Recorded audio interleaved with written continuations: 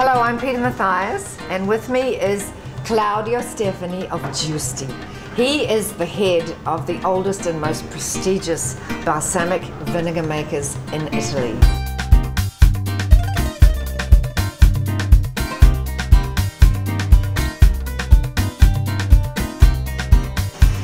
Claudio, how does it feel to be the 17th generation of this family business? Well, it is a honor and a duty to carry on the tradition that our uncle Giuseppe Giusti has left to us.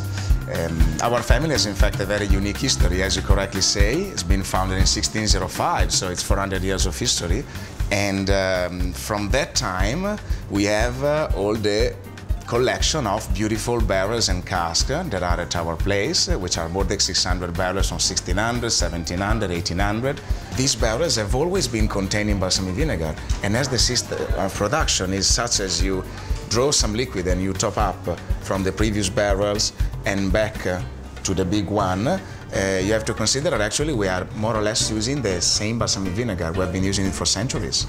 The liquid that goes into this barrel, what is the liquid? How? Well, balsamic vinegar is made. You pick the grapes. Yeah, you pick the grapes, you press the grapes, and you have the grape juice that is actually called must.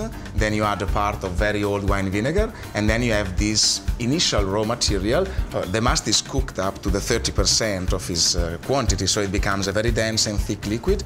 You put it together. It's very important the quality of the must. It's very important that you cook it very slowly, the must, and this is what we do, and it's the traditional system.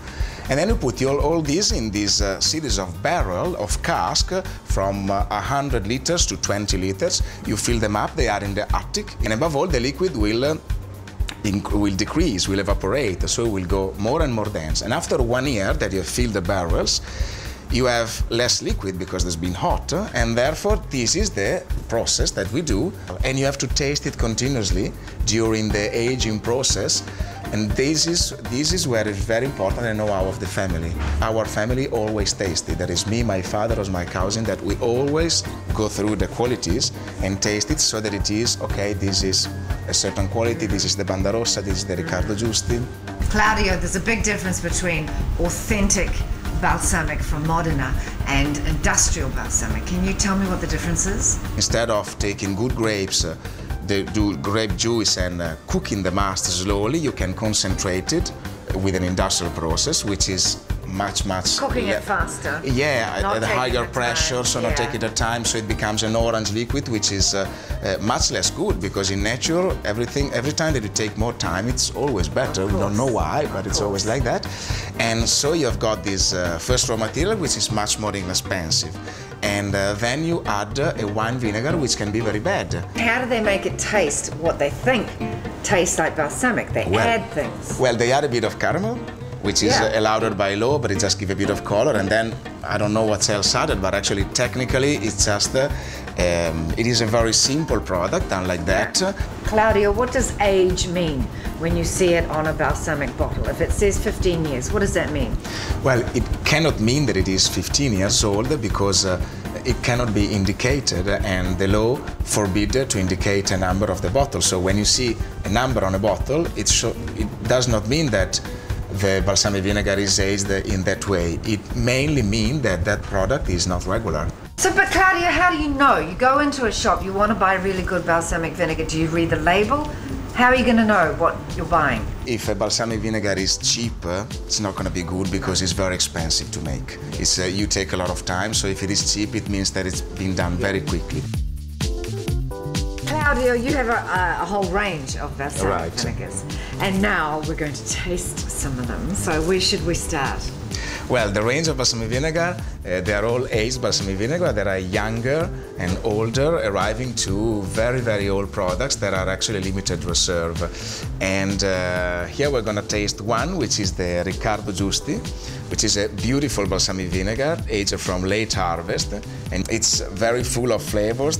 You can taste all the flavor of the wood. You smell all the balsamic characteristics. You really can smell the wood. And we never take the time to do this, you know, we just eat things without we hardly ever use our noses. You can taste the different woods in which it has stayed, and then The sweet and sour is very important because the right acidity is the one that spreads the taste. But even if you taste something like that, which is the banda rossa, which is really the pride of our family, you taste it.